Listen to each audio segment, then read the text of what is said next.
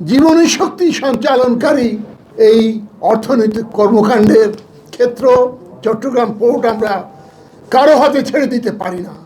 কিন্তু গত 48 ঘন্টায় আমি ইউটিউবে দুটো আলোচনা শুনে কিছুটা চিন্তায় পড়ে গেছি।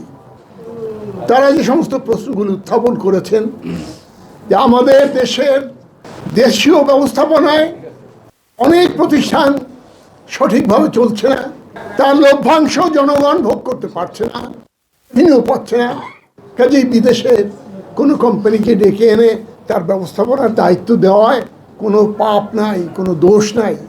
এক অর্থে কথাটা সত্য, কিন্তু তাই বলে আজকে একটা পোর্ট পরিচালনার দায়িত্ব যদি আমরা সরকার বা রাষ্ট্রের পক্ষ থেকে গ্রহণ করতে না পারি, একটা জাতির জন্য তার চাইতে কলঙ্কজনক আর কিছু হতে পারে না।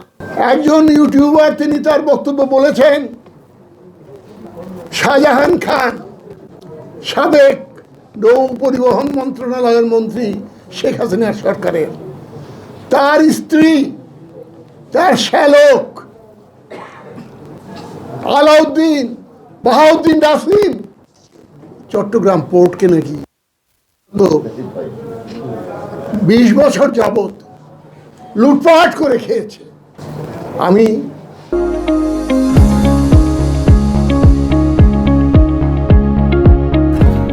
এখানে অবিশ্বাস করতে চাই না। দুর্নীতি আজ রন্ধ্রে রন্ধ্রে সারা দেশে যেভাবে ছড়িয়ে পড়েছে, চট্টগ্রাম পোর্ট হয়তো তার থেকে ব্যতিক্রম নয়। কিন্তু তার মানে এই নয় যে চোরের উপর রাগ করে, চোরের উপরে ক্ষিপ্ত হয়ে আমি থালায় ভাত খাবো না, থালা চুরি করে নিয়ে আমি কলা পাতায় ভাত খাবো, এটা তো কোনো যুক্তি হতে পারে না। আজকে লুটেরা, ঘুষখোর, দুর্নীতিবাজ সমাজের রন্ধ্রে রন্ধ্রে সব জায়গায় বসে আছে। রবীন সাহেব বলেছেন, এই 9 মাসে কয়টা দুর্নীতিবাজ ধরেছেন, কয়জনের বিচার হয়েছে।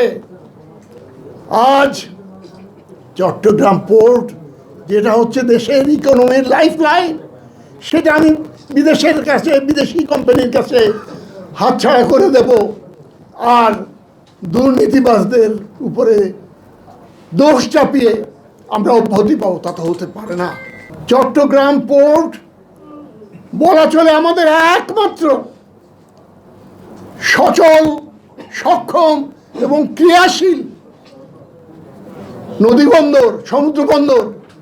সেটাকে আজ আমরা এই ঠুনকো অজুহাতে আমরা বিদেশি কোম্পানির কাছে তার ব্যবস্থাপনার দায়িত্ব দিতে পারি না।